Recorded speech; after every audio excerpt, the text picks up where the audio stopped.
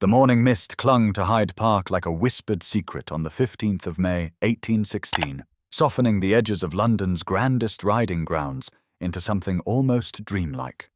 Miss Eleanor Hartley sat astride her chestnut mare at the periphery of Rotten Row, where the unfashionable riders lingered, watching the elegant parade of society's finest as they trotted past on glossy thoroughbreds worth more than her father's annual income.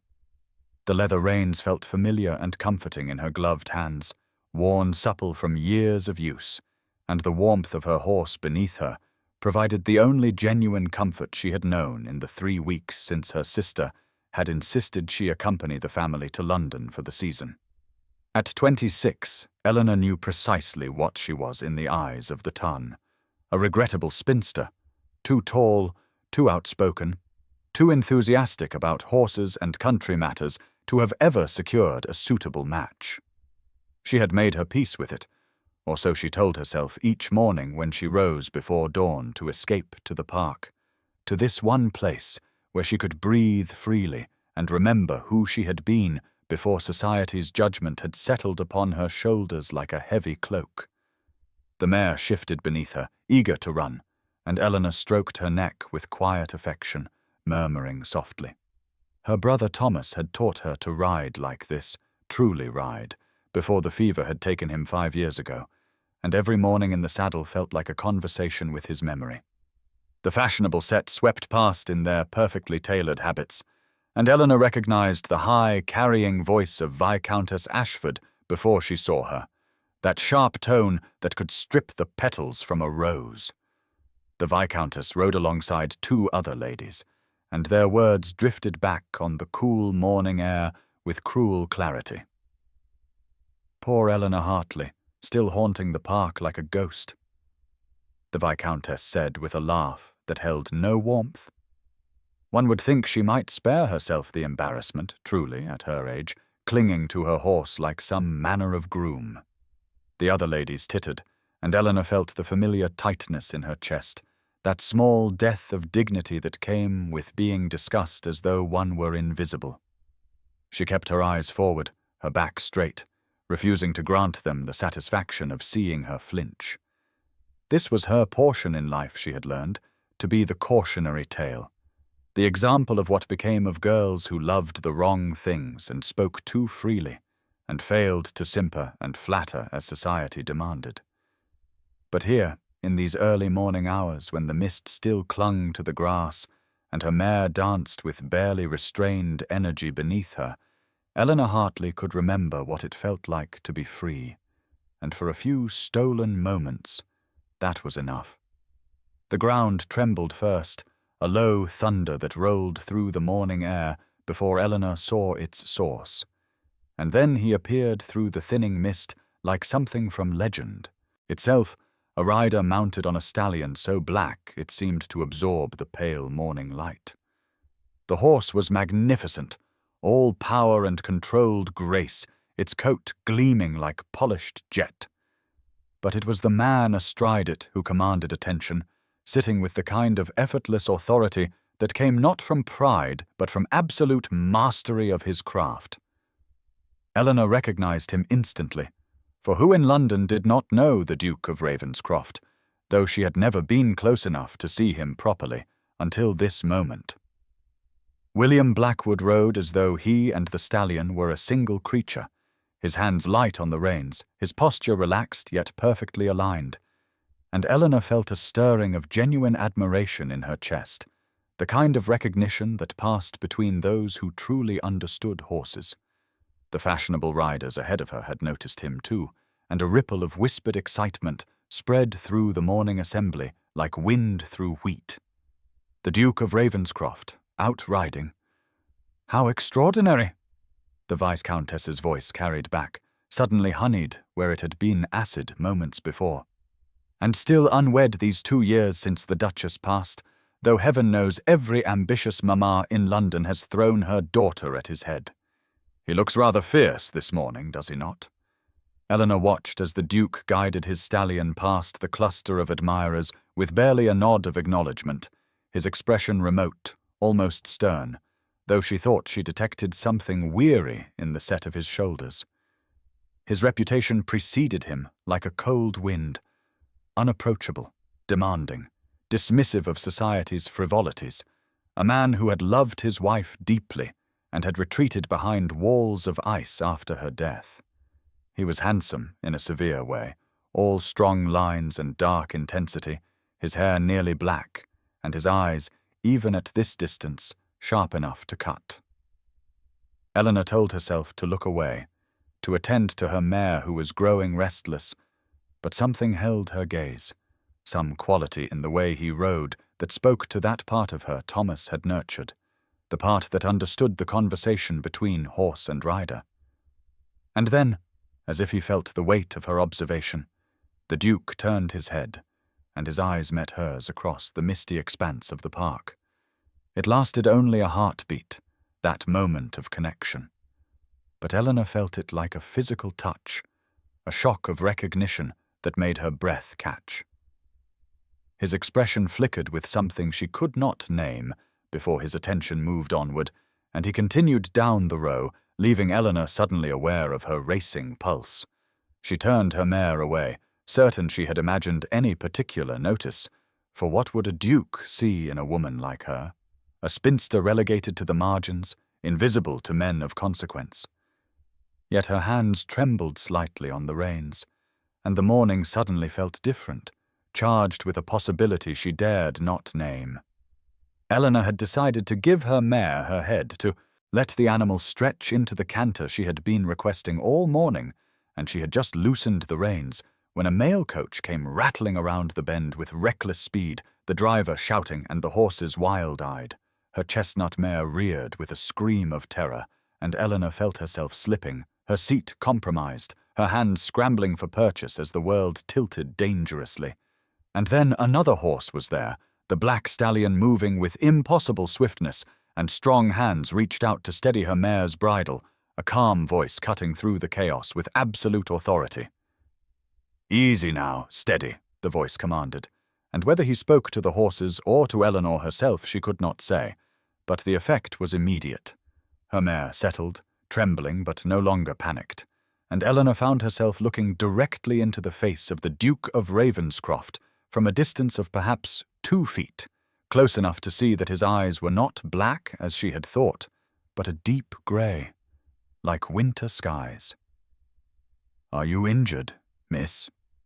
he asked, and his voice held genuine concern rather than the polite indifference she would have expected from a man of his station. Eleanor's heart hammered against her ribs, though whether from the near accident or his proximity she could not determine. "I am quite well, Your Grace. Thank you," she managed, her voice steadier than she felt. "You have excellent instincts, both of you. Your mare is well trained, and you kept your seat admirably under difficult circumstances." The compliment, so unexpected and specific, sent warmth flooding through her chest. "She is my greatest treasure," Eleanor said simply, stroking her mare's neck with a gloved hand. "My brother taught me that a good horse deserves a rider who will not fail them in moments of crisis." Something shifted in the Duke's expression, a softening around his eyes that transformed his stern features into something almost approachable. "Your brother sounds like a man of wisdom," he said quietly. "He was," Eleanor replied, and found herself adding, "He died 5 years ago, but I carry his lessons with me every time I ride." She did not know what possessed her to share such a personal truth with this formidable stranger, but the words emerged naturally, without the simpering deflection she heard other women employ in the presence of powerful men. The Duke held her gaze for a long moment, and Eleanor saw recognition there, the acknowledgement of shared grief, perhaps, or simply the respect of one skilled rider for another. "Then you honor him well, miss," he said, and released her mare's bridle, his hands returning to his own reins with practiced grace. "I trust you will have no further difficulties this morning." He inclined his head with perfect courtesy, and Eleanor found herself responding with equal formality. "Thank you, Your Grace, for your timely intervention." But even as the proper words left her lips, she felt the inadequacy of society's prescribed responses, wanted, somehow to convey the depth of her gratitude for his kindness. He seemed to understand, for his expression warmed fractionally before he turned his stallion and continued down the path, leaving Eleanor sitting motionless on her trembling mare, her entire body alive with an awareness she had never experienced before.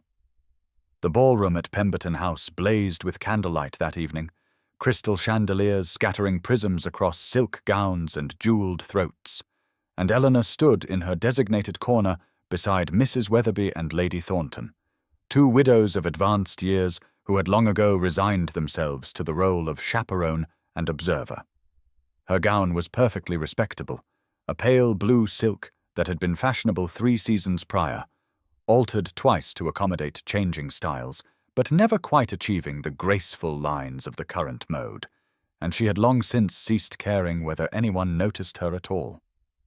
This was her function now, to provide her sister Lady Pemberton with the appearance of family support, while remaining sufficiently invisible so as not to draw attention to her unmarried state. Catherine had made her feelings abundantly clear during Eleanor's dressing, her pretty face arranged in an expression of sisterly concern that fooled neither of them. "I do wish you would make some effort, Eleanor," she had said, gesturing vaguely at Eleanor's simple coiffure and unadorned throat. "You are 26, not ancient, and if you would only soften your manner and show some interest in accomplishments beyond horses, perhaps some gentleman of modest expectations might still be persuaded."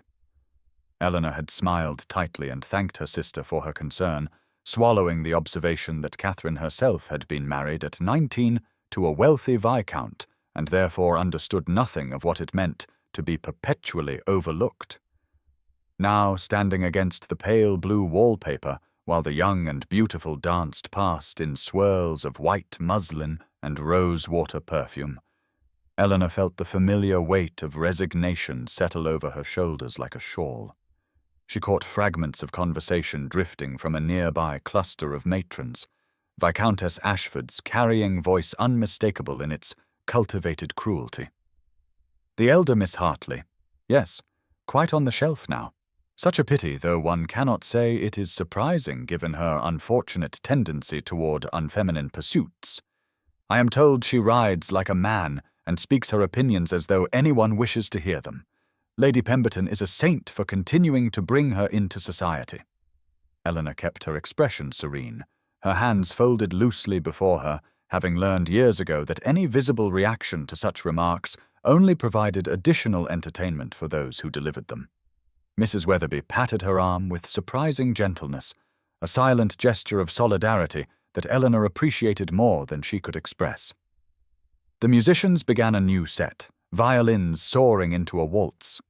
and Eleanor was preparing to suggest she fetch refreshments, anything to occupy herself usefully, when a ripple of heightened attention swept through the ballroom like wind before a storm. She looked up to see the cause, and her breath caught in her throat. The Duke of Ravenscroft had arrived, moving through the entrance with that same commanding presence he had displayed on horseback that morning, and every eye in the room turned toward him with calculations written plainly across eager faces.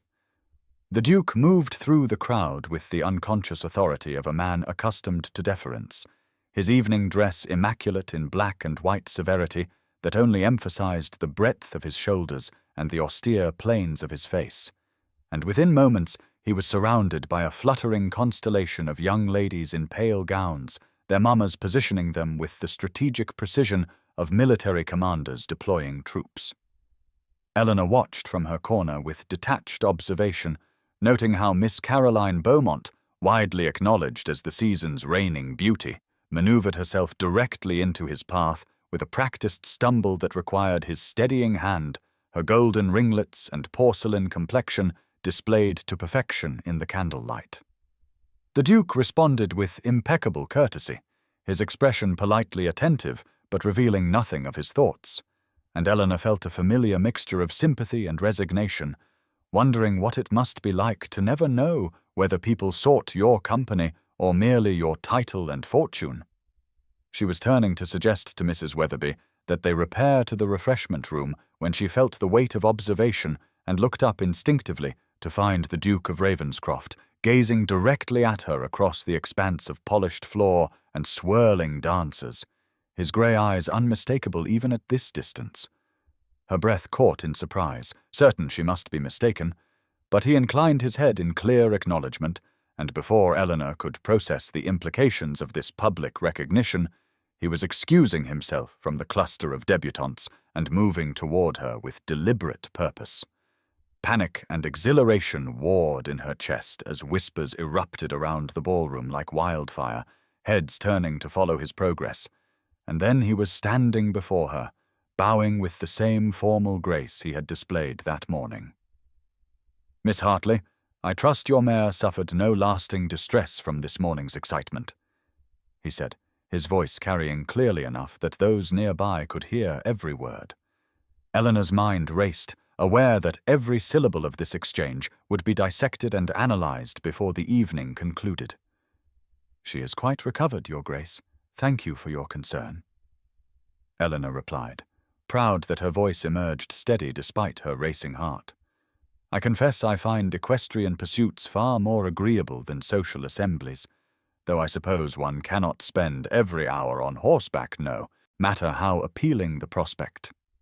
She had not meant to be so forthright, the words escaping before propriety could censor them, and she braced herself for his polite withdrawal, but instead something remarkable happened. The Duke of Ravenscroft smiled, not the practiced social expression she had seen him offer the debutantes, but a genuine smile that transformed his stern features entirely, and reached his eyes with unmistakable warmth. "I find myself in complete agreement, Miss Hartley," he said, and there was amusement in his tone that felt like shared conspiracy. "One can dress a ballroom in silk and call it civilization, but it remains a rather elaborate form of marketplace, does it not?"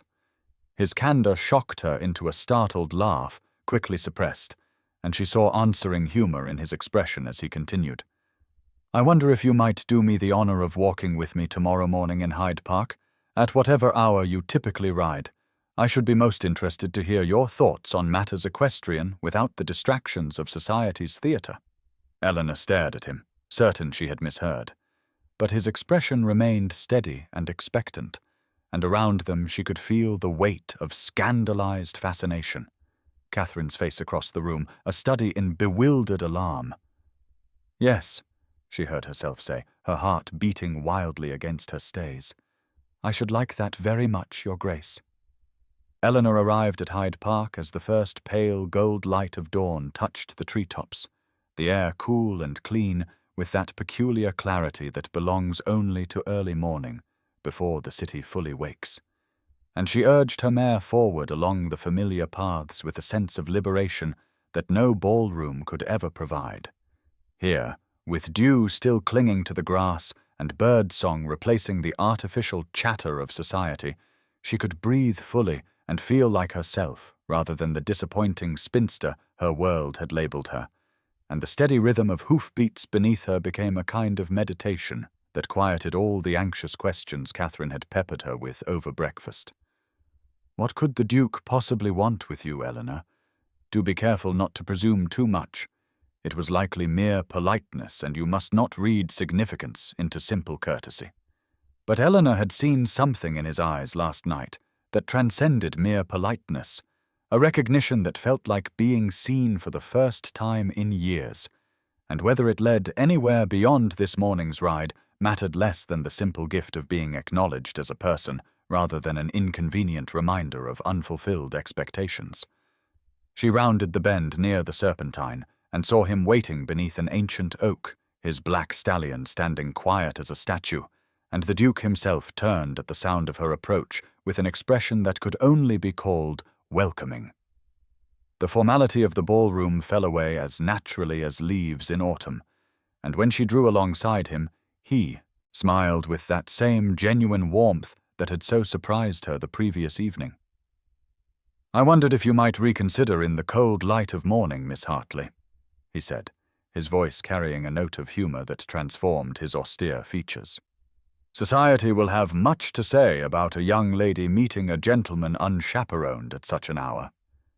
Eleanor felt an answering smile tug at her lips despite herself, surprised by her own boldness as she replied, "I rather think society has already said everything it intends to about me, Your Grace, and found me quite beyond redemption. I see little point in constraining myself further for an audience that has already rendered its verdict." He laughed then, a genuine sound of delight that seemed to startle him as much as it did her, and gestured toward the path ahead. "Shall we ride, then, and leave society to its pronouncements?" They moved forward together at an easy canter, the morning light strengthening around them and gilding everything with promise, and Eleanor felt the last of her defensive guardedness begin to soften as he asked her about her mare's breeding and training, with the focused interest of someone who genuinely cared about the answer, rather than merely filling silence with acceptable conversation. She found herself speaking freely about her late brother Thomas, who had taught her to ride, about the country estate where she had spent her childhood before her father's finances forced them to let it go, about the particular joy of feeling a horse respond to guidance rather than compulsion, and the Duke listened with an attention that felt like a gift, occasionally asking questions that revealed his own deep understanding of equestrian matters and his appreciation for the partnership between horse and rider that transcended mere mastery. The conversation flowed between them with an ease that Eleanor had not experienced in years, perhaps ever, and when the Duke remarked upon the particularly fine handling her mare demonstrated around a cluster of early morning nursemaids with prams, Eleanor found herself emboldened by the genuine interest in his voice to observe that speed was perhaps even more impressive than control, though she understood not all riders valued velocity over mere appearance. The Duke raised an eyebrow at this, his expression shifting into something that might have been challenge, or perhaps simple curiosity, and he asked whether she considered herself a judge of speed from observation alone or from experience. Eleanor felt heat rise to her cheeks, but refused to retreat from her own assertion, replying with more confidence than she felt that she had been racing her brother through their country fields since she was 12 years old, and knew perfectly well the difference between a horse with genuine speed and one that merely looked impressive, standing still. Something flickered in the Duke's grey eyes then, an intensity that made her suddenly aware of how alone they were on this path, how improper this entire encounter would appear to anyone who discovered it,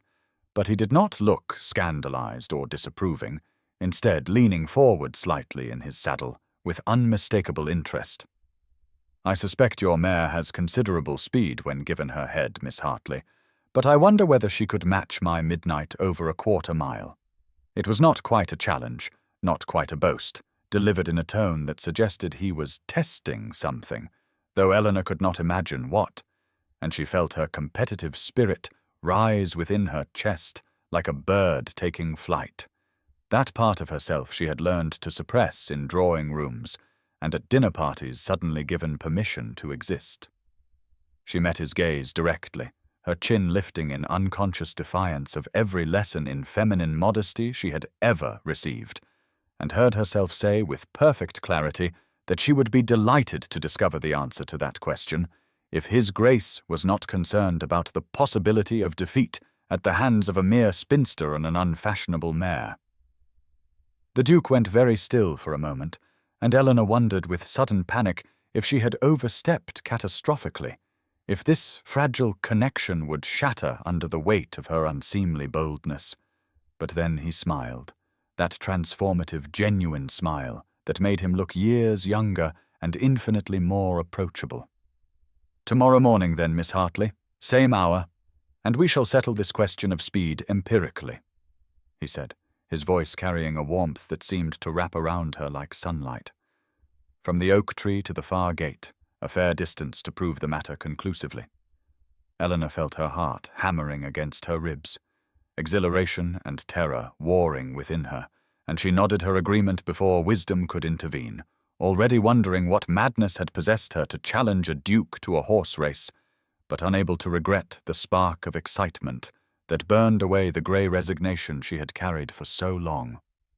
Eleanor returned to the Hartley townhouse with her heart still racing and her mind spinning with the impossibility of what she had just agreed to. A horse race with the Duke of Ravenscroft at dawn tomorrow, as though she were still a hoydenish girl, racing through country fields rather than a 26-year-old spinster who should know better than to court scandal and ridicule. She had barely removed her riding habit before Catherine appeared in her doorway with an expression that promised interrogation, and Eleanor braced herself for the inevitable sisterly concern that would sound remarkably like criticism dressed in solicitude. "You were gone a terribly long time this morning, Eleanor," Catherine began with that particular tone that indicated she had been rehearsing her speech while waiting. "I do hope you were not anywhere you might be observed behaving in a manner that could reflect poorly on our family." Eleanor felt the familiar tightness in her chest that always accompanied these conversations, the weight of being perpetually disappointing simply by existing as herself. But before she could formulate a sufficiently vague response, the truth spilled out almost defiantly. "I have agreed to race the Duke of Ravenscroft tomorrow morning in Hyde Park, from the oak tree to the far gate, and I intend to win." The silence that followed was so complete that Eleanor could hear the mantel clock ticking in the drawing-room below, and Catherine's face cycled through expressions of disbelief, horror, and something that might have been envy before settling on scandalized concern. "Eleanor, you cannot possibly be serious, racing through a public park like some common stable hand. What will people say? What will the Duke think of you? Surely you misunderstood his intention." But Eleanor had not misunderstood. She was certain of that.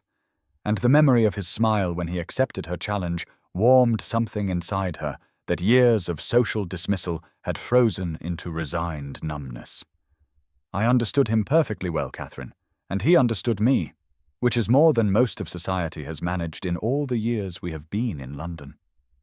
Meanwhile, across the city in his Mayfair study, William Blackwood sat opposite his closest friend, Lord Marcus Sinclair, and attempted to explain why he had just arranged an improper dawn meeting with a woman society had thoroughly dismissed as unmarriageable. Marcus listened with growing amusement as William described Eleanor's spirit and authenticity, the way she spoke about horses with genuine passion rather than affected interest, the challenge in her eyes when she questioned whether his stallion could match her mare's speed. "She is not at all what I expected," William admitted, running his hand through his hair in a gesture that betrayed unusual agitation. "There is nothing calculated or performative about her, no simpering attempts to charm or impress, just honest engagement with the world as she finds it." Marcus leaned back with a knowing smile and observed that this sounded remarkably like admiration, perhaps even something more. And surely William was not planning to actually race the woman, but merely engage in some courtly pretense of competition. The dawn arrived cool and silver, the sky above Hyde Park painted in those delicate shades that exist only in the hour before London truly wakes. And Eleanor stood beside her mare at the designated oak tree, with her heart beating so loudly she was certain it could be heard across the empty paths. She had dressed in her most practical riding habit, dark blue wool that allowed maximum movement, and had braided her hair with ruthless efficiency to keep it secure beneath her hat, every preparation made with the focus of a soldier preparing for battle rather than a woman embarking on an improper dawn adventure. The park was blessedly empty, save for a single groundskeeper in the distance who took no notice of her, and the grass still held the morning dew that would make the ground just slightly treacherous, requiring even greater skill from both horse and rider. Eleanor ran her hand along her mare's neck, feeling the warmth and power beneath the sleek coat, whispering encouragement that was as much for herself as for the animal, trying to calm the mixture of excitement and terror that threatened to overwhelm her practical intentions. Then she heard the sound of hoofbeats approaching from the direction of the south entrance, steady and unhurried, and turned to see the Duke of Ravenscroft emerging from the morning mist like some figure from legend, his black stallion Midnight moving with the fluid grace of water flowing downhill. He was dressed simply for riding, no unnecessary ornamentation, and the sight of him sent a flutter through her stomach that had nothing to do with competitive nerves and everything to do with the way he looked at her as he approached, as though she were the only person who existed in all of London. "Good morning, Miss Hartley," he said as he drew alongside her, his voice carrying warmth despite the coolness of the air. "I confess I wondered whether wisdom might prevail, and I would find myself standing here alone." Eleanor lifted her chin, refusing to acknowledge how close she had come to precisely that outcome, and replied that she was not in the habit of issuing challenges she did not intend to honor, however improper they might appear to others. Something flickered in his eyes then, approval or admiration, or perhaps something deeper, and he nodded once before guiding Midnight into position beside her mare. The distance stretched before them, perhaps a quarter-mile to the far gate that was visible as a dark silhouette against the gradually lightening sky, and Eleanor felt every nerve in her body come alive with anticipation. "Shall we begin on the count of 3?" the Duke suggested, and Eleanor agreed, gathering her reins with hands that trembled only slightly, every lesson her brother had ever taught her about balance and speed, and reading the ground rushing back through her memory. The Duke began the count, his voice steady and clear in the quiet morning. 1, 2. And on 3, Eleanor gave her mare the signal to run, feeling the immediate surge of power as the animal leaped forward with the joy of speed that all horses possess when given permission to truly move. The wind rushed past Eleanor's face as her mare stretched into full stride, powerful and smooth, and for several glorious strides she was aware of nothing but the thunder of hooves and the perfect harmony between rider and horse that her brother had taught her to achieve through patience and trust. Then peripheral awareness returned, and she sensed rather than saw the Duke's stallion matching her pace just slightly behind, close enough that she could hear Midnight's breathing and the rhythm of his hooves striking the dewy grass, and competitive determination surged through her veins alongside the pure joy of speed. William Blackwood felt Midnight's eagerness to overtake, the stallion's powerful muscles bunching with the desire to demonstrate his superiority, and for a moment he allowed himself to consider it. The satisfaction of winning that had driven him through so many competitions in his younger years before grief and responsibility had dampened all such simple pleasures. But then he glanced sideways at Eleanor and saw something that struck him with unexpected force, the absolute transformation of her entire being in this moment of unrestrained freedom. All the careful social armor stripped away to reveal a woman radiant with genuine joy. Her face glowed with exertion and exhilaration, her eyes bright and focused on the distant gate, her posture perfect not from practiced deportment, but from natural skill, and she leaned into the speed with a trust in her horse and herself that spoke of countless hours of practice and genuine partnership. This was who she truly was beneath the resignation and dismissal, this fearless, spirited woman who challenged dukes and raced through parks at dawn without artifice or calculation, and William felt something shift irrevocably in his chest as he watched her pull slightly ahead. The decision formed without conscious thought, a subtle signal to Midnight to ease just a fraction, nothing that would appear intentional to any observer, but enough to allow Eleanor's mare to extend her lead by a length, then 2. He told himself it was strategy, allowing her to feel the victory would make their next encounter easier. But the truth resonated deeper in that space where he had been numb for 2 years. He wanted desperately to see her win, to witness the joy that would light her face when she crossed that finish line, knowing she had triumphed.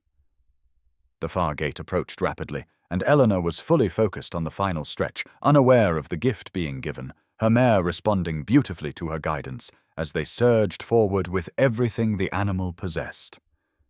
William held Midnight steady, maintaining the gap, close enough that the race appeared genuine, but far enough that Eleanor's victory was assured. And as she flashed past the gate marker 3 lengths ahead,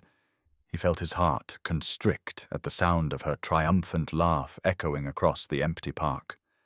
She slowed her mare gradually with expert handling, circling back toward him with her face absolutely radiant, unself-conscious in her delight. And William knew with absolute certainty as he watched her approach that this woman, dismissed and overlooked by everyone who mattered in society, mattered more to him in this single moment than anything had mattered in years.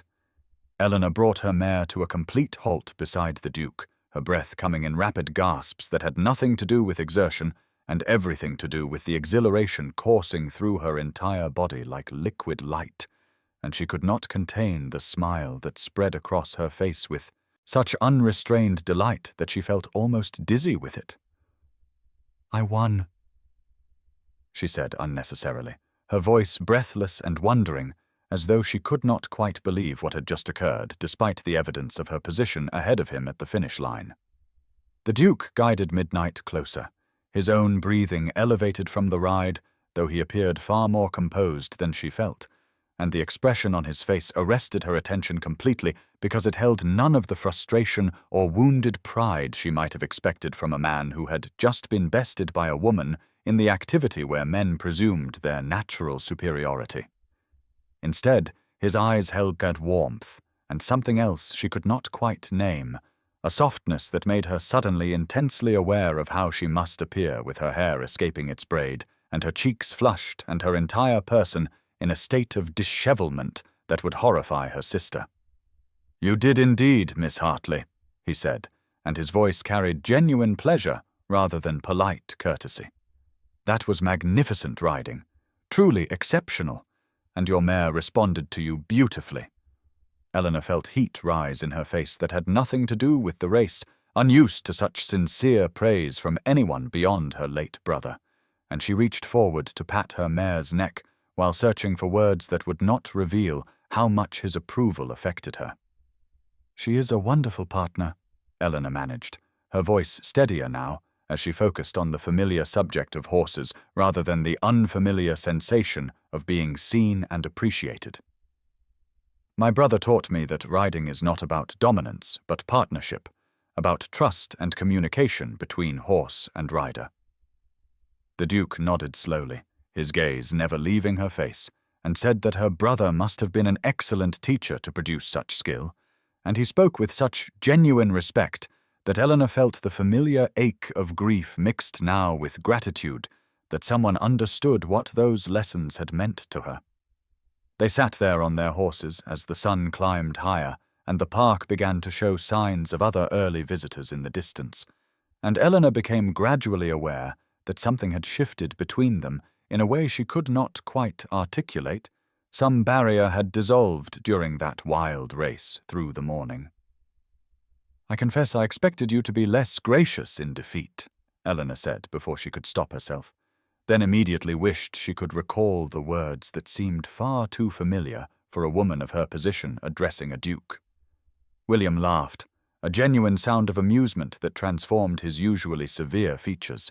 and replied that he had learned through bitter experience that there were far more important things in life than winning races, and that witnessing her joy at her victory was worth more than any triumph of his own could provide. Eleanor stared at him, trying to decipher whether he was simply being polite or whether he truly meant such an extraordinary statement, and as their eyes met and held, she felt something flutter to life in her chest that she had thought long dead, a fragile hope that perhaps this man saw something in her beyond what society deemed her worth. By noon of that same day, the news of the race had spread through London society with the speed and fervor that only truly scandalous information could achieve, carried from drawing room to drawing room by servants and visitors until it seemed that every person of consequence had heard some version of the tale of Miss Eleanor Hartley racing the Duke of Ravenscroft through Hyde Park at dawn like some wild creature utterly heedless of propriety. Eleanor learned of her sudden notoriety when her sister arrived at the Hartley residence in a state of agitation that would have been comical had Eleanor not understood the genuine social peril such gossip could create, and Lady Pemberton swept into the morning room with her face flushed and her reticule swinging dangerously as she demanded to know what Eleanor had been thinking to engage in such spectacularly improper behavior with a man of the Duke's standing. The lecture continued for some time with predictions of complete social ruin and lamentations about how Eleanor's recklessness would reflect upon the entire family. But beneath her sister's distress, Eleanor detected something else, a bewildered confusion that the Duke had participated willingly and even appeared to have enjoyed himself rather than treating the incident as an imposition by an insignificant woman. Across London, in more fashionable drawing rooms, the reactions varied wildly according to the disposition and allegiances of those discussing the matter, and Viscountess Ashford held court in her elegant salon, pronouncing with cutting precision that Miss Hartley had obviously thrown herself at the Duke in the most unsubtle manner imaginable, using her one dubious skill to force his attention through sheer audacity, when every proper avenue remained closed to a woman of her limited attractions and advancing years. Several of the younger ladies present nodded agreement, though their expressions held more envy than righteousness, for the Duke's attention was a prize they had all sought without success, and the idea that Eleanor Hartley had somehow captured his interest through a horse race seemed both unfair and vaguely threatening to the established social order. Yet other voices rose in unexpected defence, for Lord Marcus Sinclair made certain to mention at his club that the Duke had spoken of the race with genuine enthusiasm and respect for Miss Hartley's exceptional riding skill, and several gentlemen who had observed the finish from a distance confirmed that both parties had appeared thoroughly pleased with the morning's entertainment. By evening, when Eleanor reluctantly accompanied her father to a musical performance at the Bellingham residence, she could feel the weight of attention upon her the moment she entered, conversations pausing and heads turning with expressions ranging from disapproval to fascination to something approaching respect from those who secretly admired her courage. Then the Duke himself arrived, and the room fell into a silence so complete that the rustle of fabric seemed thunderous, and every eye watched as he crossed directly to where Eleanor stood, frozen beside a pillar, trying to appear smaller than she was. "Miss Hartley," he said with perfect courtesy, and no hint of embarrassment. "I trust you and your mare suffered no ill effects from our exhilarating morning exercise," and his use of the word "our" rather than "your" made clear to everyone present that he claimed equal participation and responsibility for the scandalous race. In the days that followed the musical performance, the shift in the Duke of Ravenscroft's behaviour toward Eleanor became impossible for society to ignore or dismiss as mere courtesy, for he began appearing at events he had previously avoided with a regularity that suggested deliberate intent, and his attention invariably sought her out, regardless of where she had positioned herself in the room, or how many more suitable young ladies vied for his notice. At the Thornbury afternoon reception, he spent 20 minutes in conversation with Eleanor about the relative merits of various riding paths through the countryside, while Miss Caroline Beaumont stood nearby with a smile frozen on her beautiful face and fury blazing in her eyes. And when Lady Pemberton hosted a small dinner party, the Duke accepted an invitation he might once have declined and requested that he be seated near Miss Hartley so that they might continue a discussion about equine training methods they had begun at a previous encounter. Society watched this unprecedented attention with reactions ranging from scandalized disapproval to fascinated speculation, for the Duke had shown no interest in any woman since his wife's death 2 years prior, and that he should now focus his regard upon Eleanor Hartley, of all people, seemed to defy every expectation and assumption about how such matters were supposed to unfold. The gossips worked themselves into a frenzy, trying to explain this incomprehensible development, with some suggesting that the Duke had taken pity on the poor spinster, while others whispered that Eleanor must have employed some form of cunning manipulation to ensnare his attention, but none could adequately account for the genuine warmth in his expression when he looked at her, or the way he actually listened when she spoke, rather than merely waiting for his turn to talk.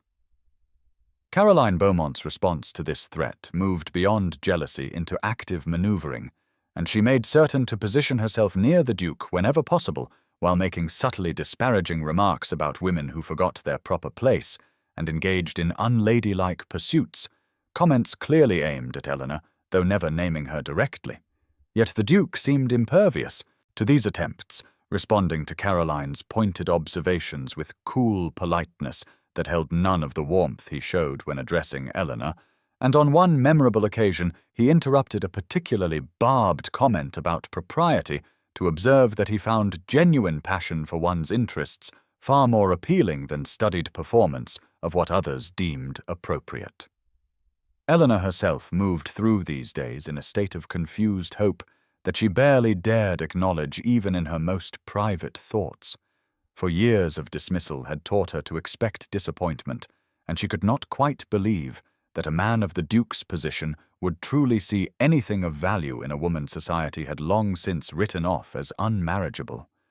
Yet he kept appearing, kept seeking her company, kept looking at her with an expression that made her heart race and her careful resignation crumble bit by bit beneath the weight of possibility. Even Lady Pemberton's attitude began to shift from patronizing concern to bewildered reassessment,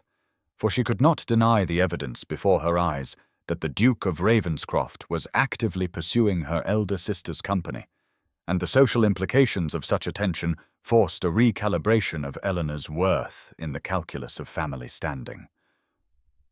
The garden party at the Pemberton estate took place on an afternoon when June sunlight filtered through ancient oak trees and illuminated the carefully cultivated roses that Lady Pemberton had spent considerable resources perfecting for just such occasions,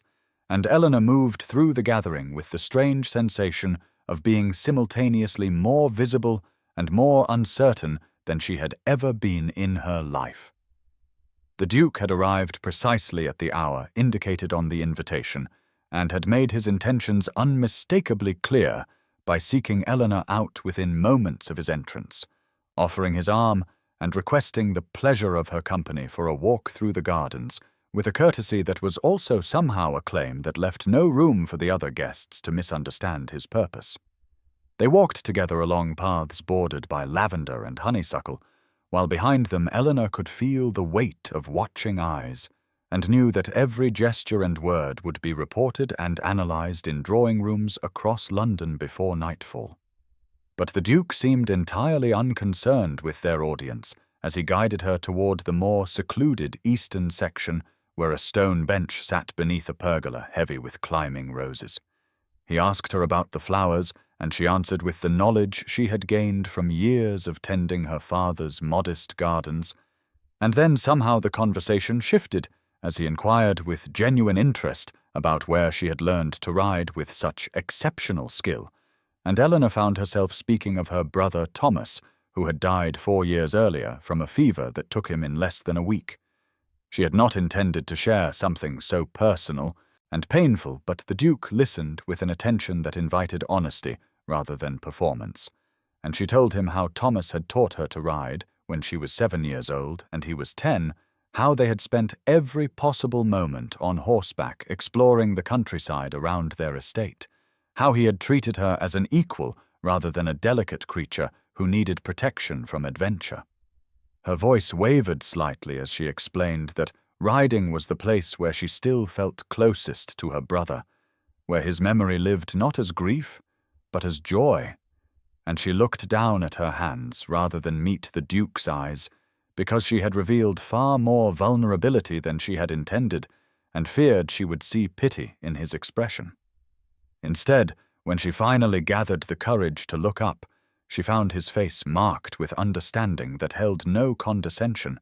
and he told her quietly that he knew something of loss and the particular ache of continuing to live in a world that no longer contained someone who had helped define who you were. He spoke briefly of his late wife, not with the romanticized sorrow that society expected, but with honest acknowledgement of complicated grief, and in that moment beneath the roses, Eleanor felt the walls she had built around her heart begin to crack, because here was someone who did not require her to pretend that loss was simple, or that strength meant never feeling pain. The Duke was silent for a long moment after they had shared these pieces of grief that had shaped them, and when he spoke again, his voice carried a weight that made Eleanor understand he was about to tell her something significant, something that would shift the ground between them in ways she could not yet anticipate. He said that he had been living for 2 years in a kind of half-existence, where he performed the duties required of his position while feeling utterly disconnected from everything and everyone around him, surrounded constantly by people, yet profoundly alone, because no one spoke to him with honesty or saw him as anything beyond his title and wealth. Then he told her that watching her race through Hyde Park that morning had been the first time since his wife's death that he had felt truly present in a moment, that her joy had been so genuine and unguarded that it had pierced through the numbness he had wrapped around himself, and Eleanor listened with growing astonishment as he continued speaking with an openness that seemed to cost him something. He said he had a confession to make about that race, and her heart began to beat faster because his expression held both vulnerability and something that looked almost like nervousness. And then he told her plainly that he had let her win, that his horse could have outpaced hers easily, but that he had deliberately held back because her happiness had seemed more important than his victory.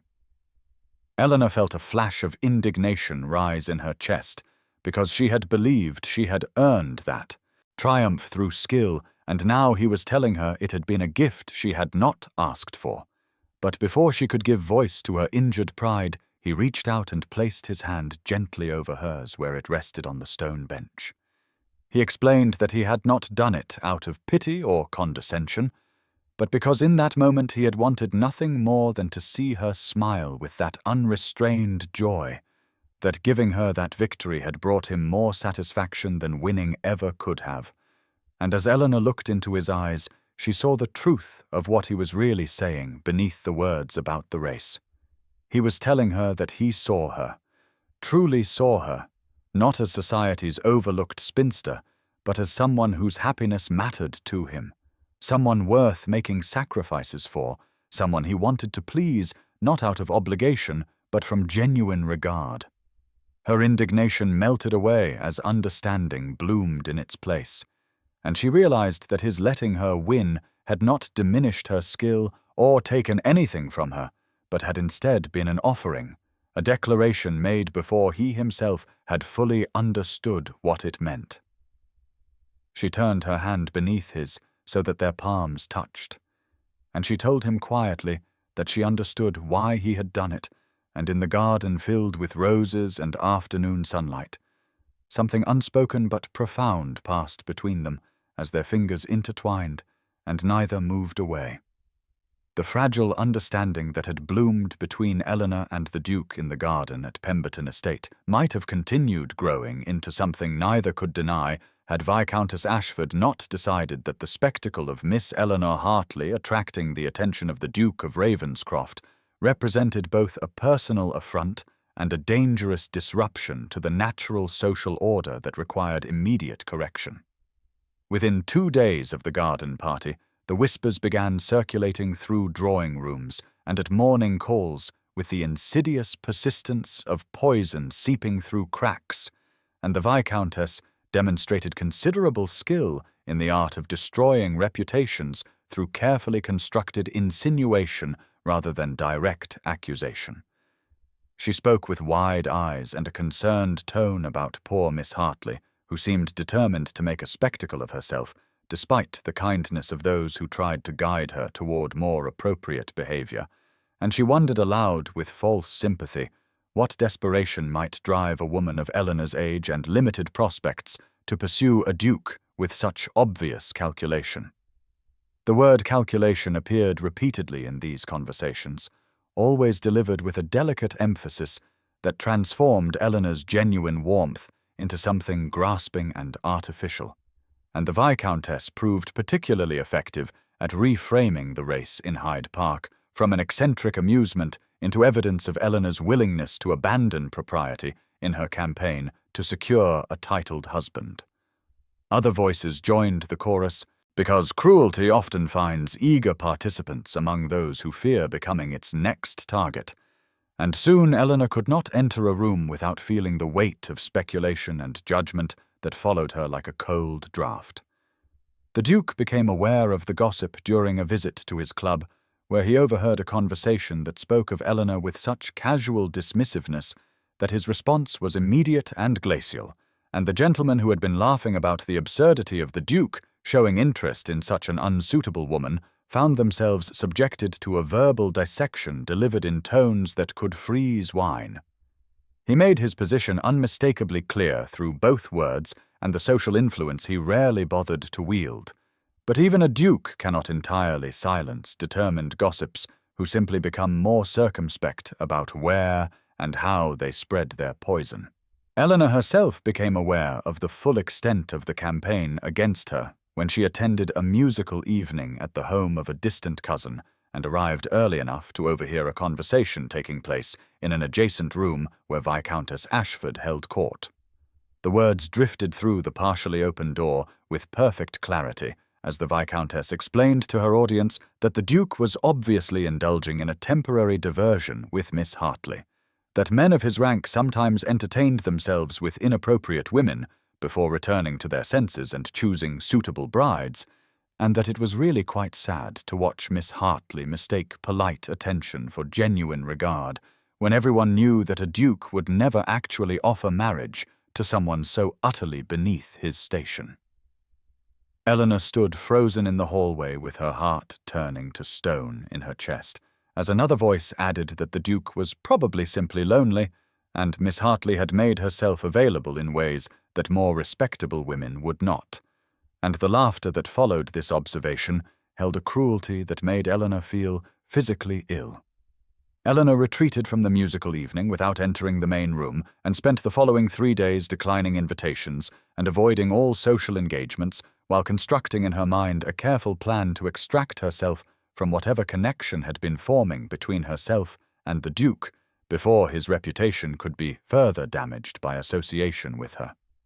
She understood with painful clarity that the whispers would only grow louder if he continued to show her attention,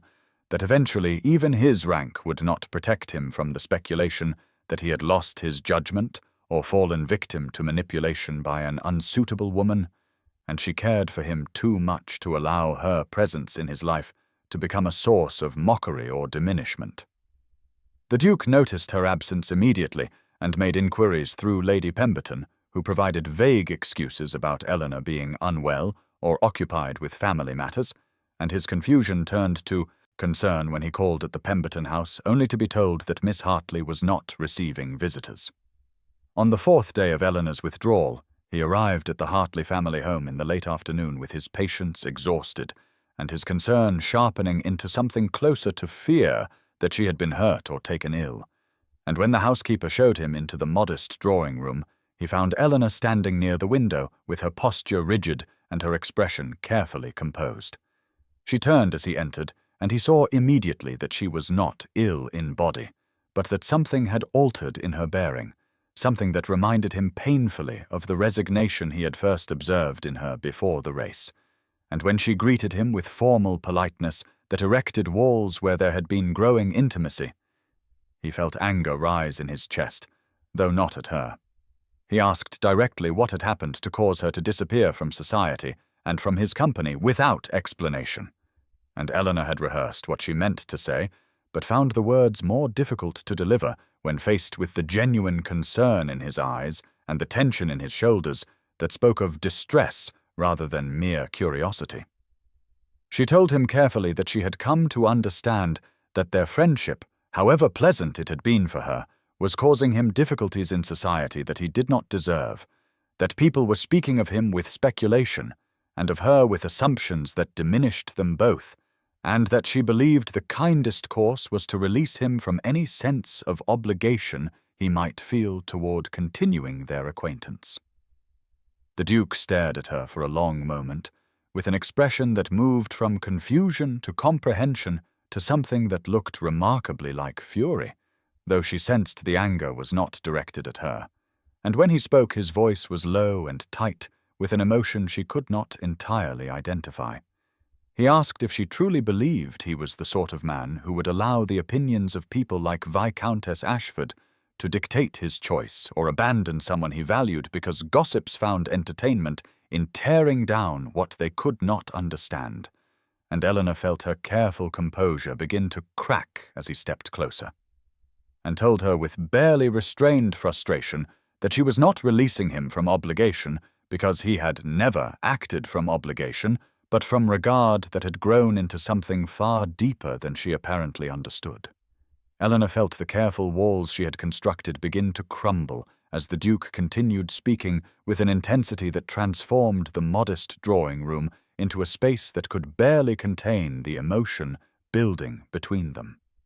He told her that from the moment he had watched her race through Hyde Park with joy illuminating her face, he had recognized something he thought lost to him forever. The possibility of connection with someone who did not perform or calculate, but simply existed with honest feeling, and he confessed that every conversation they had shared afterward only deepened his certainty that she possessed qualities he had spent years searching for among women who seemed crafted from the same lifeless mold of social expectation. Eleanor tried to interrupt, to explain that society would never accept such a union, that the difference in their stations would make her a target for cruelty that would reflect poorly on him. But he stepped closer and captured her hand in his with a gentleness that contrasted sharply with the fierceness in his voice as he dismantled every objection she raised. He told her that society had already judged him when his first wife died, and he failed to mourn in ways that satisfied their expectations for grief, that gossips had called him cold and unfeeling, when in truth he had simply been numb with loneliness in a marriage that had been all propriety and no warmth, and that the opinions of people like Viscountess Ashford held no power over him because he had learned through loss that life was too brief to waste on pleasing those who would never be satisfied. His words came faster now as he explained that she misunderstood everything if she thought he had shown her attention from politeness or worse from the kind of temporary diversion that cruel tongues suggested, that what he felt was not obligation or passing amusement, but love, that had grown from admiration into something that consumed his thoughts and made the prospect of her absence unbearable. Eleanor felt tears spill down her cheeks as years of accumulated self-doubt collided with the reality of this man she had come to care for standing in her drawing room and speaking words she had never imagined hearing directed at herself. She whispered that she was not beautiful or accomplished or anything that a duke should want in a wife, and he made a sound of frustration before cupping her face in his hands and telling her with devastating sincerity that she was brave and genuine and kind, that she rode like she was born in the saddle and spoke like she had never learned to lie, that her smile when she won their race had been the most beautiful thing he had ever witnessed because it was completely unguarded and real. He asked if she truly could not see that everything society dismissed in her was precisely what he valued most, and when she looked into his eyes and saw vulnerability matching her own, she understood with sudden clarity that he meant every word. Her voice broke as she confessed that she had loved him almost from the beginning, but had not dared hope he might return such feelings, and the smile that transformed his face held such relief and joy that she started to laugh even as tears continued falling. He kissed her then with a tenderness that spoke of reverence and longing combined, and Eleanor felt the years of resignation and invisibility fall away like discarded weight as she kissed him back and allowed herself to believe that she was truly seen and truly loved. When they finally drew apart, he asked her formally if she would consent to be his wife, and she answered yes with a certainty that left no room for doubt, and neither of them noticed her father standing frozen in the doorway with an expression of complete astonishment at finding a duke in his drawing room proposing to the daughter he had assumed would remain forever unwed. Mr. Hartley recovered from his initial shock with remarkable speed and granted his blessing with a bewilderment that suggested he had never quite understood his eldest daughter but was pleased to see her happy, and within hours the Duke had sent formal notices to the London papers announcing his engagement to Miss Eleanor Hartley of Hartley House, which created a sensation that rippled through drawing rooms and ballrooms across the city like a stone thrown into still water. The reactions ranged from genuine delight among those who had observed the Duke's marked preference and understood that he had chosen with deliberation, to stunned disbelief from those who had dismissed Eleanor as a permanent fixture among the unnoticed, to barely concealed fury from women like Caroline Beaumont, who had assumed the Duke would eventually settle on someone beautiful and accomplished in the traditional sense. Eleanor learned of the public response through her sister, who arrived at the Hartley home the morning after the announcement with an expression that mixed vindication with something approaching awe. And Lady Pemberton confessed with uncharacteristic humility that she had underestimated Eleanor and failed to see what the Duke had recognized immediately. The Duke himself seemed entirely unmoved by the speculation and gossip, appearing at Eleanor's side for morning rides in Hyde Park, where they were observed by crowds larger than usual, and his bearing communicated to anyone watching that he was not a man who had made an impulsive choice, but rather one who was completely certain of the woman he had selected. Lord Sinclair called at the Pemberton house during an afternoon when Eleanor was visiting, and expressed his hearty approval with a warmth that made Eleanor understand why the Duke valued his friendship, telling her that he had never seen his friend so genuinely content, and that she had accomplished what society's most celebrated beauties could not by simply being herself. Caroline Beaumont's response was less gracious, delivered at a musical where she approached Eleanor with a smile that failed to reach her eyes and remarked that the Duke must value novelty above all else, though her words fell flat when the Duke appeared at Eleanor's shoulder and guided her away with a possessive gentleness that announced his devotion to everyone present. Viscountess Ashford maintained a tight-lipped silence that was perhaps more telling than her usual cutting commentary, and Eleanor noticed that the woman who had once mocked her so freely now avoided direct interaction, as though uncertain how to navigate the social reality of Eleanor's transformation from overlooked spinster to future duchess. Eleanor found herself surprised by her own growing confidence, not in her appearance or accomplishments which remained unchanged, but in the certainty that she was loved by a man whose regard she valued above all others, and this knowledge created a foundation that allowed her to face society's mixed reactions with dignity, rather than the defensive resignation that had characterized her earlier responses to judgment. The Duke presented her with a ring that had belonged to his grandmother rather than his first wife, a square-cut sapphire surrounded by diamonds that caught the light like captured sky, and when he slipped it onto her finger, he told her it reminded him of her eyes in the moment she won their race. The weeks leading to the wedding transformed Eleanor's experience of London society in ways she had never anticipated, not through any change in her appearance or behavior, but through the gradual shift in how others responded to her when the Duke of Ravenscroft stood visibly devoted at her side. They attended a series of social events together as an officially betrothed couple, and Eleanor found herself navigating ballrooms and drawing rooms with a confidence that sprang not from arrogance, but from the secure knowledge that she was genuinely loved by a man whose opinion mattered more to her than the collective judgment of the entire ton. The Duke seemed to take quiet satisfaction in remaining close to her throughout these events, his hand frequently finding the small of her back or his body positioning itself protectively when conversations grew awkward, and his visible devotion gradually altered the calculations of those who had previously dismissed her as insignificant. Lady Pemberton proved surprisingly helpful during the preparations, her earlier patronizing concern replaced by what appeared to be genuine happiness for her sister, and she confessed during a morning visit that she had spent years worrying Eleanor would be lonely, only to discover that Eleanor had been waiting for something real rather than settling for something convenient. Together they selected fabrics for Eleanor's wedding gown and discussed arrangements for the ceremony that would take place at the Ravenscroft Estate Chapel, and Eleanor felt a warmth toward her sister that had been buried under years of comparison and condescension. The Duke involved Eleanor in every decision about their future life together,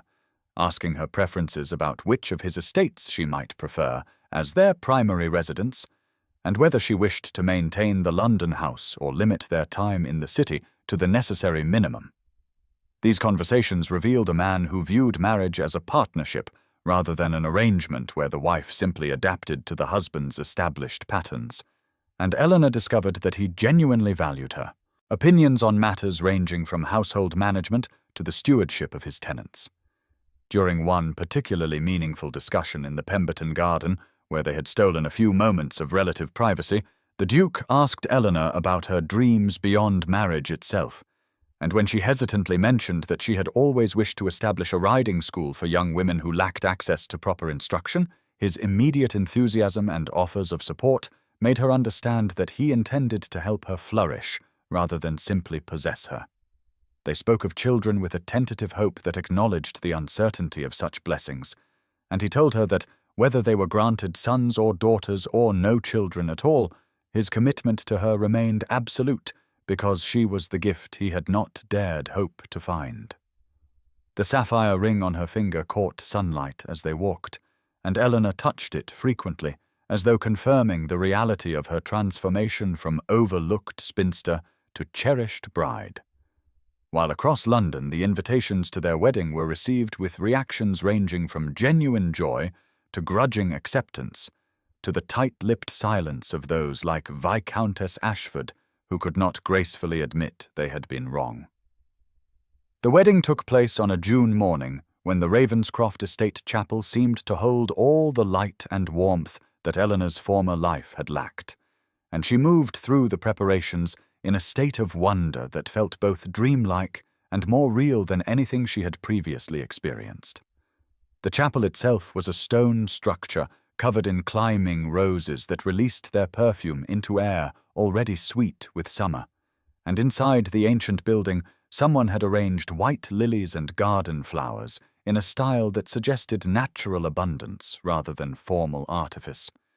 Eleanor wore a gown of ivory silk that Lady Pemberton had helped select, simple in design but exquisitely made,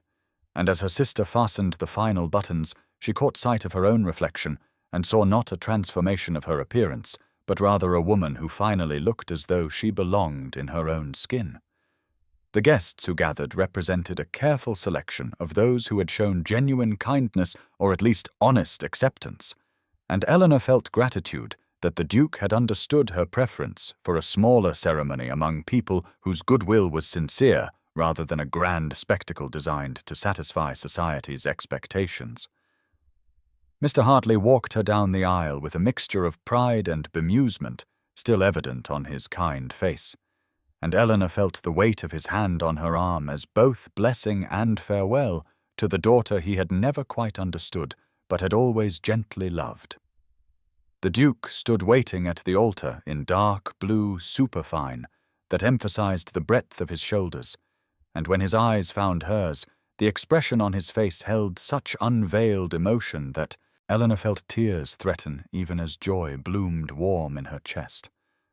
The ceremony proceeded with traditional words that somehow felt entirely new when spoken with genuine intention, and when the Duke made his vows, his voice carried clearly through the chapel, as he promised not just to honor and protect, but to cherish and celebrate the woman she was, rather than attempting to mold her into something more conventionally acceptable. Eleanor's own vows emerged steadier than she had expected, and she promised to stand beside him in both his public duties and his private solitude, to see him truly as he had seen her, and to build a life of authentic partnership rather than polite coexistence. Lord Sinclair served as witness with visible satisfaction, and even Lady Pemberton wept openly when the Duke kissed his new Duchess, with a tenderness that made clear this was no marriage of convenience, but rather a union of genuine devotion. The celebration that followed in the Ravenscroft gardens felt like a gathering of true friends rather than a social obligation, and Eleanor moved through conversations without the defensive tension that had characterized her navigation of society, secure in the knowledge that the man whose ring she wore valued her exactly as she was,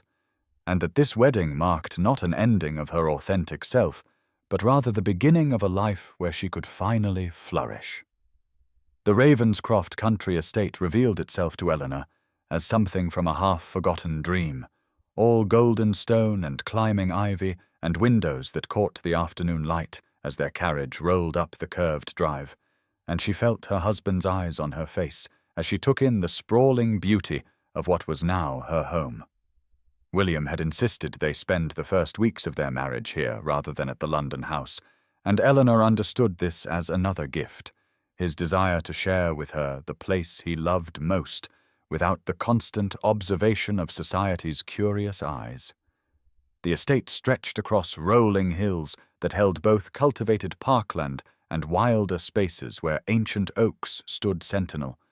and Eleanor felt something in her chest expand at the thought of exploring this landscape on horseback,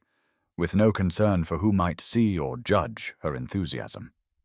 The Duke showed her through the house with visible pleasure, pointing out not the grand staterooms, but rather the smaller spaces he thought she might love, a library with windows overlooking the rose garden, a morning room that caught the eastern light, and finally the rooms that would be hers to arrange as she wished. There was a tenderness in how he presented each space, watching her reactions, and Eleanor realized he was nervous in a way she had never seen him during their courtship, as though now that she was truly his wife, he feared she might find his private world wanting.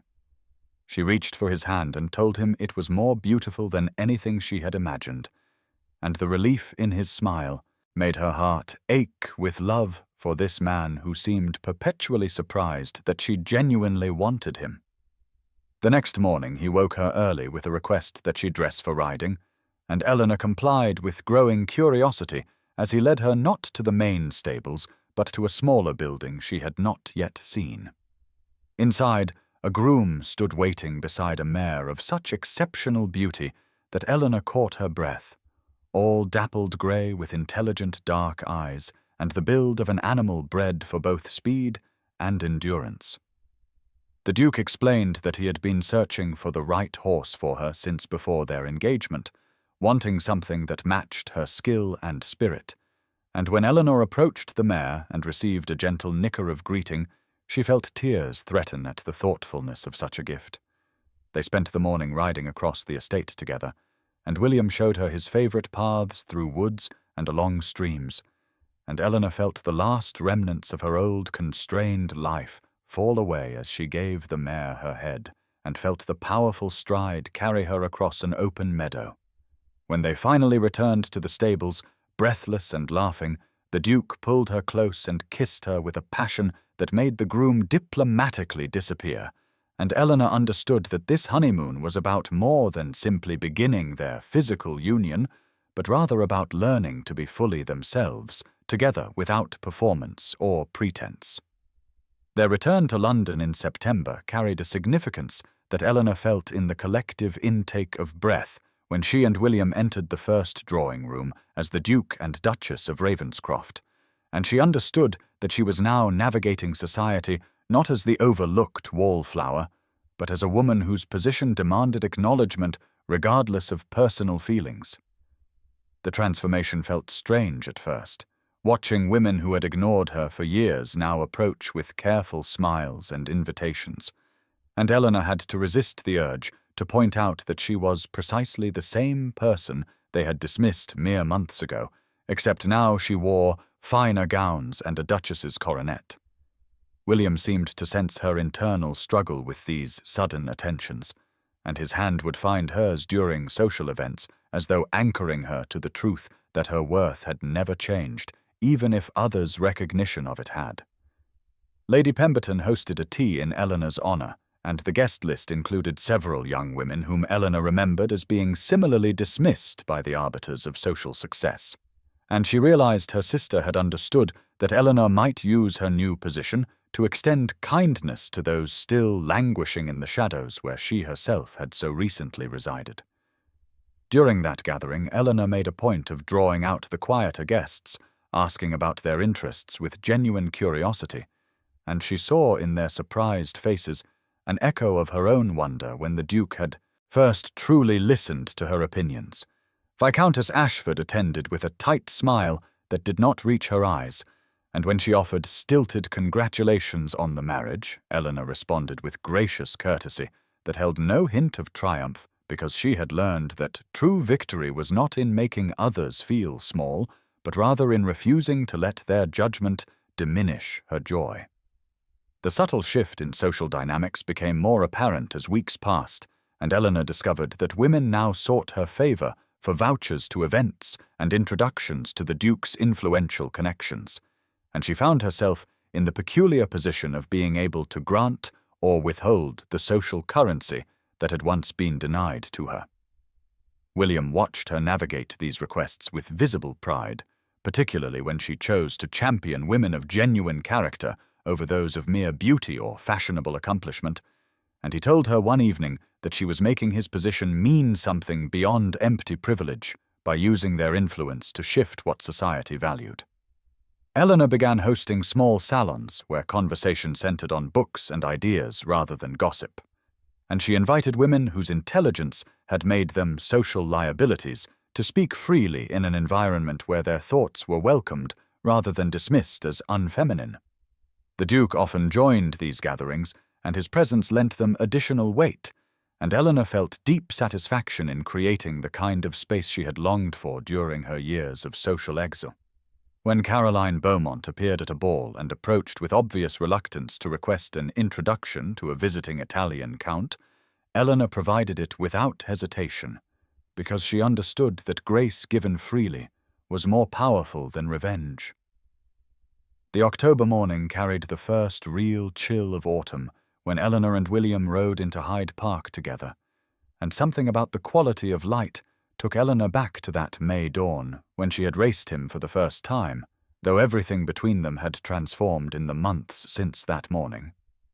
They had fallen into a comfortable pattern of early rides when in London, escaping before society fully woke,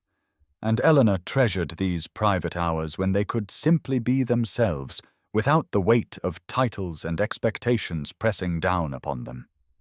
William sat his black stallion with the same easy grace she had first admired from a distance, though now she knew the warmth beneath his reserved exterior, the way he laughed at her observations and listened to her opinions as though they mattered more than anything else in his world. Eleanor had been recounting a conversation from the previous evening's dinner when William suddenly interrupted to suggest they race again, and the challenge in his voice carried a playful quality she recognized as affectionate provocation. She turned in her saddle to study his expression, noting the slight smile that softened his usually serious features, and asked if he thought her skills had diminished with her elevation to Duchess. His answering laugh rang out across the empty park as he told her he simply wanted to see if marriage had made her complacent, and Eleanor felt the old competitive spark ignite in her chest as she informed him that she would be delighted to teach him the same lesson twice. They set the same course as before, from the oak tree to the distant gate, and William asked if she was quite certain she wished to challenge him again, and something in his tone made Eleanor's eyes narrow as she asked what precisely he meant by that question. He met her gaze with an expression of studied innocence and told her only that she should not assume history would repeat itself, and Eleanor felt a flutter of something that was not quite doubt, but rather a new curiosity about what might happen when he did not hold himself back. The starting moment came with a shared look and simultaneous movement, both horses leaping forward with the powerful grace of animals bred for speed, and Eleanor gave her mare full rein and felt the familiar joy of wind and motion. But this time William kept perfect pace beside her, his stallion's longer stride matching her mare's quicker movements, and Eleanor realized with a jolt that ran through her entire body that he was truly racing her this time without restraint or hidden purpose. She leaned lower over her mare's neck and urged her faster, feeling the animal respond with everything she had, and beside her William did the same, and the park flashed past in a blur of gold and green. The final stretch approached, and Eleanor knew it would be desperately close, both horses straining with magnificent effort, both riders completely focused, and when they thundered past the gate, Eleanor was not entirely certain who had won until William pulled up beside her with an expression of genuine astonishment and told her she had beaten him fairly. The breathless moment of realization hung between them as Eleanor understood what this meant, that she had won both races through her own skill, that he had given her nothing except the gift of taking her seriously enough to compete without pretense. And when their eyes met, she saw in his face such pride and love and delighted surprise that she began to laugh with pure, unrestrained joy. The winter months settled over London with unusual gentleness, and Eleanor discovered that marriage to William was not the grand, dramatic romance of novels, but rather something deeper and more sustaining, a daily choosing of each other that built a foundation of trust stronger than any passionate declaration could create alone. She found joy in the small rituals they established together, morning rides when weather permitted, and quiet evenings in the library when it did not. William reading correspondence while Eleanor worked on letters to young women who had begun writing to her for advice about navigating society's harsh judgments. He would look up sometimes to find her watching him, and the smile that crossed his face in those moments held such warmth that Eleanor felt it like a physical touch, and she understood that this was what she had never dared hope for, being truly known and loved, not despite her true nature, but because of it. William told her one evening as they sat before the fire that he sometimes still could not quite believe his fortune in having found her, and Eleanor reached for his hand and reminded him that fortune had very little to do with it, since he had been the one perceptive enough to see past society's dismissive judgments. They supported each other through the challenges that arose, as they always did in any life. William's navigation of difficult political alliances, and Eleanor's attempts to use her position to create meaningful change for women whose circumstances left them vulnerable to society's cruelties. When William faced opposition from other members of the House of Lords regarding his support for reform measures, Eleanor listened to his frustrations and offered perspective that came from having lived on the margins of privilege. And he told her that her insights made him a better advocate because she understood what was at stake in ways he never could have alone. Eleanor, in turn, relied on his steady presence when her attempts to help other women met with resistance from those who felt threatened by any shift in established social hierarchies, and William's unwavering support gave her courage to persist even when criticism grew sharp. They built a life together that felt both grand in its external circumstances and intimate in its internal reality. The vast rooms of Ravenscroft House filled with their private jokes and shared understanding. Lord Sinclair visited frequently and took obvious satisfaction in telling anyone who would listen that he had known from the beginning they were perfectly suited, and Eleanor forgave him the slight exaggeration because his genuine affection for them both was undeniable. Even Lady Pemberton remarked during a private conversation that she had never seen Eleanor look so alive, and though Eleanor might once have felt bitter about her sister's earlier dismissiveness, she found now that happiness made her generous enough to simply accept the observation with grace. The deepening bond between Eleanor and William showed itself in countless small ways. The ease with which he anticipated her needs, and she recognized his unspoken moods, the way their conversations could shift seamlessly from playful teasing to serious discussion of complex matters, the comfortable silences that required no filling. Eleanor flourished under the steady warmth of being genuinely valued, her natural intelligence and compassion finding full expression now that they were celebrated rather than criticized. And William seemed to shed years of loneliness as he relaxed into the security of being loved not for his title but for himself. The Countess of Westbrook's annual winter ball was considered the pinnacle event of the London season, and when Eleanor entered the glittering ballroom on William's arm in late February, she felt the weight of 100 gazes turn toward them with an intensity that might once have made her wish to disappear into the walls. But Eleanor was no longer the overlooked woman who had sat in corners hoping to be invisible, and though her appearance remained fundamentally unchanged from those earlier days, something essential had transformed in the way she carried herself, a quiet confidence that came from being genuinely valued by someone whose opinion mattered more than all of society's judgments combined. William's hand rested warm and steady at the small of her back as they descended the grand staircase, and Eleanor felt his silent support like an anchor that allowed her to face the assembled company with grace rather than anxiety. And when she caught sight of Viscountess Ashford standing near the refreshment tables, With her usual coterie of gossips, Eleanor met her gaze directly rather than looking away. The Viscountess's expression flickered with something that might have been discomfort before she arranged her features into a smile of forced politeness and made her way across the ballroom toward them, and Eleanor watched her approach with a sense of calm detachment that came from finally understanding that the woman's cruelty had never been about Eleanor's actual worth, but rather about her own need to feel superior by diminishing others. The Viscountess curtsied with elaborate formality and addressed William with effusive compliments about what a delightful couple they made, before turning to Eleanor with words that dripped with honeyed insincerity about how well Eleanor was managing her new position, and Eleanor recognized the performance for what it was, a calculated attempt to align herself with power now that Eleanor possessed it. William's response was coolly courteous, but contained an edge of frost that indicated he had not forgotten the woman's earlier cruelties, and Eleanor felt a surge of love for him in that moment, because he did not require her to pretend that past hurts had never happened, even as he supported her in handling the present with dignity.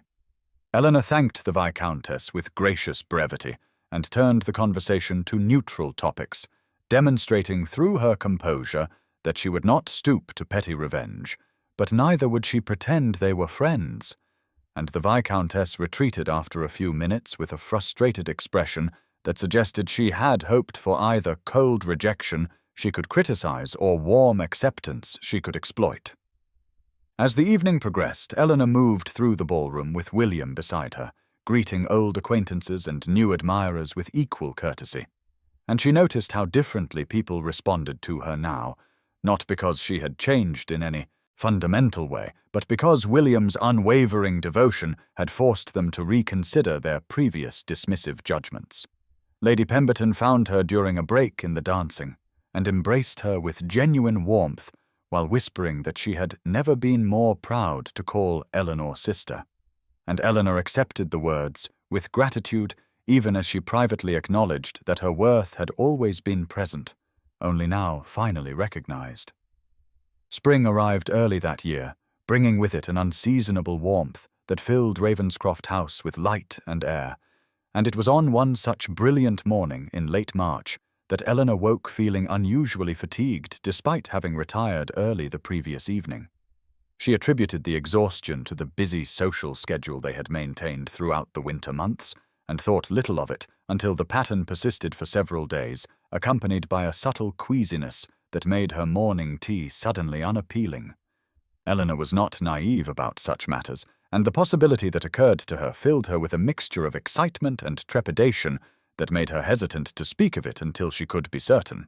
So she waited another week before consulting with the physician, who confirmed what she had already begun to suspect. The news that she was expecting a child struck Eleanor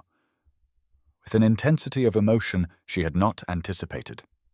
Joy and wonder mingling with a sudden fierce protectiveness toward this new life growing within her,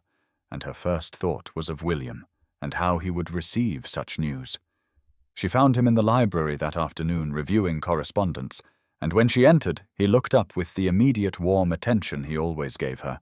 but something in her expression must have communicated the significance of the moment, because he set aside his papers and crossed to her with concern, evident in his face. Eleanor took his hands in hers and told him simply that they would be welcoming a child before the year ended, and for a long moment William simply stared at her as though he could not quite process the words, before his face transformed with a joy so profound it brought tears to Eleanor's eyes. He pulled her into his arms with a tenderness that acknowledged her fragility while conveying his overwhelming happiness, and when he finally found words, they came in a rush of barely coherent gratitude and wonder that she was giving him this gift. They spent the remainder of that day in a bubble of shared anticipation, discussing names and possibilities and all the ways their life would change, and William's hand kept returning to rest gently against her still flat abdomen, as though he could somehow connect with the child through that touch. In the weeks that followed, William became almost comically protective, insisting that Eleanor rest more and ride less, and avoid any activity that might pose even the smallest risk, and though Eleanor found his concern occasionally excessive, she was deeply moved by the devotion behind it. They began planning for the nursery and interviewing potential nurses and discussing what kind of parents they hoped to be, conversations that often stretched late into the evening as they explored their hopes and fears about this new responsibility. Eleanor found herself reflecting often on how far they had come from that morning in Hyde Park when she had been invisible and resigned to a narrow life, and the fact that she would now bring a child into the world within the security of William's love felt like a blessing beyond anything she had dared imagine. William told her one evening that he kept thinking about that race and how close he had come to never knowing her, and Eleanor reminded him that fate or fortune or simple human connection had brought them together despite all the forces that might have kept them apart, and she felt profound gratitude for every choice and chance that had led to this moment of joyful anticipation. Eleanor returned to Hyde Park on a mild morning in early September when her condition had become unmistakably visible to any observer, the swell of her belly evident beneath the flowing lines of her riding dress, and though she no longer mounted a horse herself, she found profound pleasure in walking the familiar paths with William beside her, while they watched other riders enjoy the freedom she had temporarily surrendered. The park was less crowded at this early hour, with only a handful of dedicated equestrians taking advantage of the soft morning light, and Eleanor found her gaze drawn to a young woman sitting alone on a bench near the edge of the riding path, her posture suggesting the same mixture of longing and resignation that Eleanor remembered so well from her own days of watching from the periphery. The woman was perhaps 24 or 25, with an unremarkable face and unfashionable clothing, and Eleanor observed how other riders passed without acknowledgement, as though she were simply part of the landscape rather than a person worthy of notice, and the sight stirred something deep within Eleanor's heart because she recognized in that solitary figure the ghost of who she had once been. She touched William's arm and gestured toward the young woman, and he followed her gaze with immediate understanding because he had become intimately familiar with Eleanor's particular sensitivity toward those whom society overlooked, and together they altered their path to bring them closer to the bench where the woman sat. As they approached, Eleanor could see the woman's eyes following the riders with an expression of wistful appreciation, and when the woman noticed Eleanor and William drawing near, she quickly looked down as though embarrassed to be caught staring, a gesture of social self-consciousness that Eleanor understood perfectly. Eleanor greeted her warmly and introduced herself and William, and the young woman rose with flustered surprise and curtsied deeply while introducing herself as Miss Sarah Thornhill, daughter of a retired solicitor, and Eleanor could see the confusion in her eyes about why a duchess would speak to someone of her unremarkable station. Eleanor asked if Miss Thornhill enjoyed riding, and watched the woman's face transform with cautious enthusiasm as she admitted that she loved horses more than almost anything, but had few opportunities to ride in London. And Eleanor heard in those words an echo of her own younger self. They spoke for several minutes about horses and riding, and Eleanor felt William's supportive presence beside her as she gently drew Miss Thornhill into conversation, asking questions that demonstrated genuine interest rather than polite condescension. And she watched the young woman gradually relax and speak more freely. Before they parted, Eleanor mentioned that she and the Duke often rode early in the mornings when they were in town, and suggested that Miss Thornhill might join them sometime if she wished, an invitation that brought such naked hope and gratitude to the woman's face that Eleanor felt tears prick her own eyes. As they walked away, Eleanor leaned into William's arm and felt his hand come to rest protectively over hers, and she knew without words that he understood why this small gesture of inclusion had mattered so much to her, because he had been the one who had first extended such grace to her when she had needed it most, and now she had the privilege and responsibility of passing that kindness forward to others who sat alone and overlooked, watching life from the margins and wondering if they would ever be truly seen. Eleanor's labor began on a crisp November evening just as the first stars appeared over Ravenscroft estate. And though she had prepared herself intellectually for what was to come, the reality of bringing new life into the world proved both more difficult and more profound than anything she had imagined. William remained as close as the midwife would permit, his usual composure shaken by Eleanor's pain, despite her repeated assurances that all was proceeding normally, and she found his visible distress oddly comforting because it reflected the depth of his love, even as she wished she could spare him the anxiety. The labor stretched through the night and into the grey dawn, and when their daughter finally entered the world with a vigorous cry that seemed to fill every corner of the great house, Eleanor felt a surge of emotion so powerful it transcended exhaustion and pain. Pure wonder at this tiny, perfect being who had been created from their love.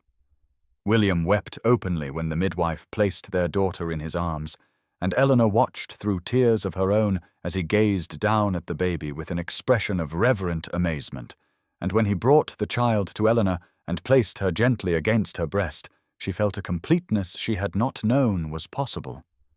They named her Charlotte Grace after Eleanor's late brother Charles, a choice that honored the memory of the person who had taught Eleanor to ride and to find joy in freedom. And William held Eleanor's hand as they spoke the name aloud for the first time, and promised their sleeping daughter that she would grow up knowing she was cherished beyond measure. The months that followed brought the expected challenges of new parenthood, along with joys that surprised them both with their intensity, and Eleanor discovered reserves of strength she had not known she possessed, while William revealed a tenderness in fatherhood that deepened her love for him even further. Charlotte proved to be a spirited child from the beginning, curious and determined, and blessed with lungs that could summon assistance from remarkable distances, and Eleanor often thought she saw glimpses of her brother's adventurous nature in their daughter's bright eyes. As Charlotte grew from infant to toddler to a small girl of remarkable energy, Eleanor and William maintained their morning rides whenever possible, and it became their tradition to bring Charlotte to the stables even as a baby, so she would grow familiar with horses from the earliest age. When Charlotte turned 3, they placed her on her first pony, a gentle creature chosen specifically for a child's introduction to riding, and Eleanor felt her heart might burst as she watched William walk beside their daughter and guide her through the basics with infinite patience. Charlotte took to riding with the same natural enthusiasm Eleanor had possessed at that age, and by the time she reached 5, she was racing around the paddock with a fearlessness that both delighted and terrified her parents in equal measure. The years has flowed past with the particular sweetness that comes from a life built on genuine love and mutual respect, and Eleanor often found herself pausing in ordinary moments to marvel at the extraordinary gift she had been given. This family, and this happiness that had seemed impossible during those lonely mornings when she had watched Hyde Park from the margins and believed herself destined for permanent invisibility. Eleanor stood at the fence of the paddock at Ravenscroft estate on a golden afternoon in late spring, 8 years after that fateful race in Hyde Park, watching as Charlotte, now approaching her 8th birthday, guided her pony through a series of jumps with the fearless grace that Eleanor recognized as an inheritance from her late brother, Charles, and beside Eleanor stood William with their second child. A son named Thomas, who was 4 years old and already demonstrating the same passionate interest in horses that seemed to run through the family like a river of pure joy. William's hand rested at the small of Eleanor's back in that familiar gesture of affection that had become so natural between them over the years,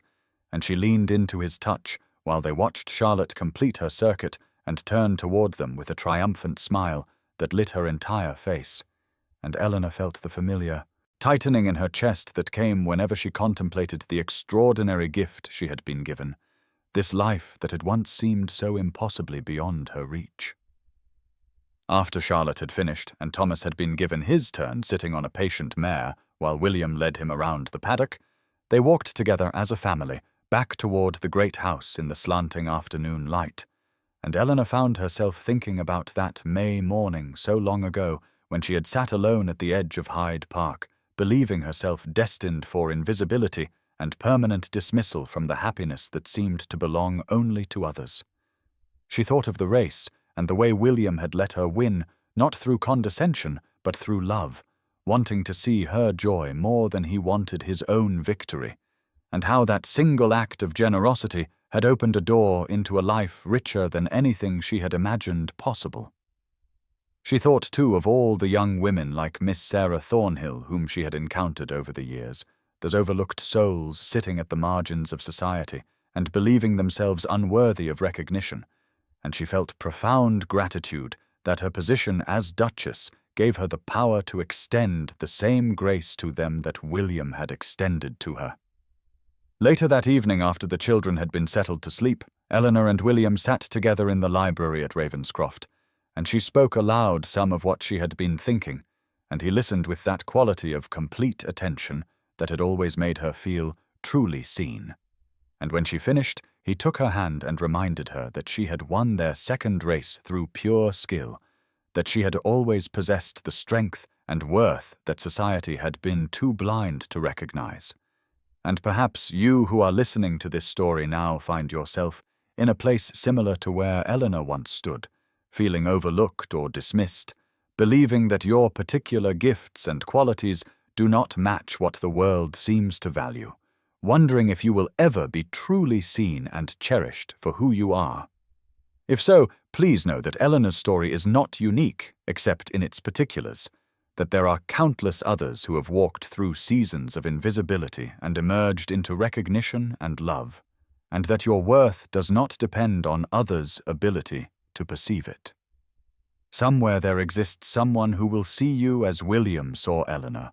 who will value your authenticity above all the artificial qualities that society celebrates, who will choose your joy over their own victory. It may require courage to remain open to that possibility, to continue showing up fully as yourself even when the world suggests you should be different, but that courage is never wasted. Eleanor's race in Hyde Park changed her life not because she won, but because she dared to challenge, to step forward from the margins and claim a moment of joy and freedom regardless of what others might think. So perhaps the invitation today is simply this: find your own version of that race, that moment of bold authenticity where you allow yourself to be fully seen. The recognition you seek may come in unexpected forms and from surprising sources, but it begins with your willingness to believe you are worthy of it.